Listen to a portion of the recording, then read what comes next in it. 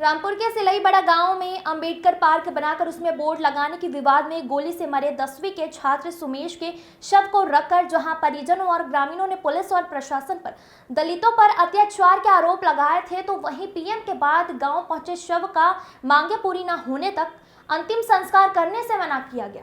इस पूरे प्रकरण की आग देश के कोने कोने तक पहुंची है और आज भीम आर्मी चीफ चंद्रशेखर आजाद गांव पहुंचकर पीड़ित परिवार से मिले और उन्होंने सरकार पर दलितों को गोली मारने के आरोप लगाए। इस दौरान चंद्रशेखर आजाद ने हमारे संवाददाता फहीम खान से इस मुद्दे पर एक खास बातचीत कर सुलगते हुए सवालों के जवाब दिए। आइए सुनवाते हैं आप फहीम खान की रिपोर्ट। की घटना हुई और घटना के बाद भीम आर्मी चीफ चंद्रशेखर आज़ाद यहां पहुंचे और लोगों को उन्होंने बैठने के बाद समझाया और एक बड़ी चेतावनी उन्होंने प्रशासन के लिए भी दी कि अगर मांगे नहीं मानी जाती हैं तो बड़ा आंदोलन इसी रामपुर की धरती से ये शुरू करेंगे और इसका संदेश देश और दुनिया को देंगे। इस वक्त मेरे साथ मौजूद है चंद्रशेखर जी, आप यहाँ पहुँचे हैं, आपने जो मृतक है उनके परिवारों से मिलने के बाद उनके दुख को जाना है। पहले तो ये जानना चाहूँगा कि उन परिवारों की मांग सच में है क्या? देखिए, उन परिवारों की कोई मांग नहीं, उन परिवारों की सिर्फ दो मांग है। पहली मांग ये कि इस अंबेडकर पार्क का, जिस अंबेडकर पार्क के लिए उनके बेटे की शहादत थी, उसका सौंदर्यीकरण हो और उस बच्चे की मूर्ति इस पार्क में लगाई जाए। दूसरी, उस बच्चे को जिन पुलिस वालों ने गोली मारी, उनके नाम आदेश चौहान और ऋषिपाल है, उन पे मुकदमा तो दर्ज हो गया, लेकिन उन्हें गिरफ्तार करके और फास्टर कोर्ट में मुकदमा चल के उनके बेटे को न्याय मिले। बाकी मांगे हम जो क्षेत्र के लोग इकट्ठा हुए, क्योंकि वो बच्चा 10वीं क्लास में था, 17 साल का था, मेहनत मजदूरी करके अपने परिवार का पेट पालता था। उसके पिताजी भी आर्थिक रूप से कमजोर है, शारीरिक रूप से कमजोर है। उसकी माँ ने हमसे कोई मांग नहीं की, लेकिन हम सब लोगों ने तय किया कम से कम जिस तरह का उत्तर प्रदेश में सरकार कहती है सबका साथ सबका विकास सबका विश्वास, उस नारे के साथ जब आपने लखनऊ में पुलिस द्वारा एक व्यक्ति की हत्या की, आपने 50 लाख का मुआवजा सरकारी नौकरी दी, उसी तरह से आपने गोरखपुर में जब एक व्यापारी की हत्या हुई, उसी उनको उस परिवार को भी वही मुआवजा और मदद की। लेकिन इस परिवार के लिए अभी तक उस सरकार ने कोई घोषणा नहीं की। तो हमारी मांग है कि इस परिवार को 50 लाख रुपए का मुआवजा और एक सरकारी नौकरी दी जाए। दोषी एसडीएम के खिलाफ, जिस एसडीएम ने एक छोटी सी घटना पे और महिलाओं पे गोली चलाने के आदेश दिए थे, जिसमें नाबालिग बच्चे की जो है जान चली गई, उस एसडीएम पे उसकी नौकरी जो है उसे नौकरी से बर्खास्त किया, फिर मुकदमा करके उसको जेल में भेजा। उसको जो है भविष्य में कोई और अधिकारी ऐसा ना करे, उस पर भी सख्त से सख्त कार्रवाई करने के लिए जो पुलिस वाले यहाँ शामिल थे जिन्होंने महिलाओं को पीटा लाठियों से, उन पर भी कार्रवाई की जाए और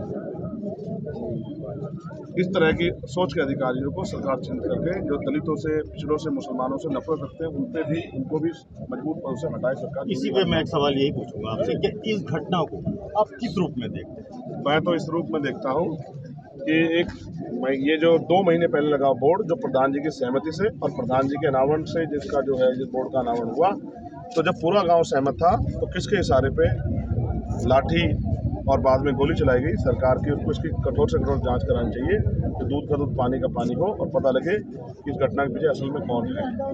आप ये महसूस कीजिए, बाबा साहब की बात करने वाले प्राइम मिनिस्टर और मुख्यमंत्री दलितों से और बाबा साहब से नफरत क्यों करते हैं? ये एक बोर्ड पे उन्होंने इतने बीघे जमीन पूंजीपतियों को दी है और ये जमीन तो उन्हीं की है दलितों की। उसी जमीन पे बोर्ड लगाने पे उन्होंने इतना बड़ा कदम उठवाया। बिना सरकार के आदेश के, बिना मंत्रियों के, नेताओं के आदेश के गोलियां नहीं चल सकती। इस बात को मैं और आप जानते हैं। ये सारा कुछ सरकार की देखरेख में हुआ है, इसलिए इसके लिए पूर्ण रूप से सरकार उत्तर प्रदेश की दोषी है। मैंने पहले भी आपके प्रोग्राम देखे हैं और उसके बाद मैंने बल्कि लाइव मैंने चैनलों पे कहा है कि भीम आर्मी का आना, चंद्रशेखर आज़ाद का रामपुर आना कहीं ना कहीं भाजपा के लिए खतरे की घंटी है।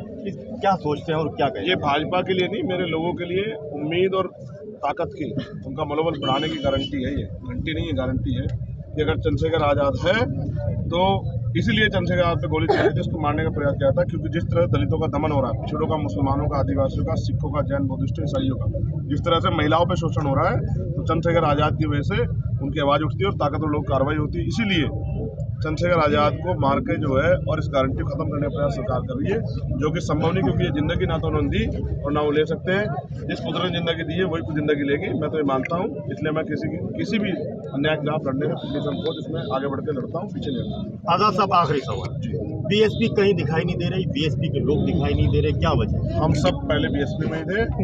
अब बीएसपी जैसे जैसे देखिए, एक समय के साथ एक पेड़ फल लगता है, बड़ा होता है, फल देता है, छांव देता है, फिर वो सूखता है। एक प्रकृति नियम परिवर्तन आज यही सब डीएसपी एसपी होगी है, और एसपी के माध्यम से जो आगे की लड़ाई है महापुरुषों का अधूरा सपना, जो बाबा साहब अपने संघर्ष से यहाँ तक 56 तक लेके आए और 2006 तक काशीराम साहब शिक्षा, उसी सपने को हम लोग मिलकर पूरा करने के लिए संघर्ष कर रहे हैं। आज देखो नौजवानों में कितना बल है। एक चैलेंज जो है यहाँ से मिला है वो उत्तर प्रदेश सरकार भाजपा आरएसएस के लिए है, डबल इंजन सरकार के लिए, कि अगर आप बार बार कहते हैं संविधान को बदल, हम बाबा साहब के पार्क के लिए शहादत दे सकते हैं, तो संविधान पे आ चाहिए तो हम इस देश में कितने लोग शहादत देंगे, इस बात का भी सरकार को अभी इल्म नहीं है, इनकी आज हो जाना चाहिए बात सरकार का। तो मैं ये मानूं कि आप अब नई उम्मीद है, नई उम्मीद, अब आप ये मान लो कि नई उम्मीद ये है कि उनको इनकी मांगें पूरी करनी पड़ेगी, वरना उनके खिलाफ वाले आंदोलन रामपुर जिला कार्यालय पर, जिला अधिकारी कार्यालय पर होगा। ये बात का फैसला हमने कर दिया, हम समय देंगे और समय के साथ उम्मीद करेंगे कि ये हमारी मांगें पूरी हो, वरना पूरे देश को मैं आज ये भी बताऊंगा लाइव जाके कि किस तरह का जुल्म उत्तर प्रदेश में हो रहा है, पूरे देश को दुनिया को जानना चाहिए। आप लाइव चल रहे थे सर। मैं आपको बता दूं कि आप हैं भीम आर्मी चीफ चंद्रशेखर आज़ाद। इन्होंने अपने संकेत बता दिए कि वो रामपुर की इसी धरती से एक बड़ा आंदोलन खड़ा करने के बाद अपने पैर भी जमाएंगे और भीम आर्मी का संदेश लोगों तक पहुंचाएंगे। और यहाँ जिस तरह से उन्होंने कहा है कि यहाँ इंसाफ दिलाने तक वो इस आंदोलन को जारी रखेंगे। अब देखना यही होगा कि प्रशासन का अगला रुख क्या रहता है। न्यूज़ वन इंडिया के लिए फहीम खान, रामपुर। इस वक्त मौजूद हूँ सिलई बड़ा गांव के अंदर, जहां बाबा भीमराव अंबेडकर जी की एक फ्लैक्सी बोर्ड था, उसका विरोध हो रहा था, जिसकी ज़मीन को लेकर बताया गया कि वो ग्राम समाज की ज़मीन थी, वहाँ एक पार्क बनाने की कोशिश हो रही थी, वहाँ एक बोर्ड लगाया जा रहा था ताकि उनकी याद में यहाँ लोग बैठकर उनको याद कर सकें। लेकिन उसका दूसरे लोग विरोध कर रहे थे, एक ही धर्म के लोग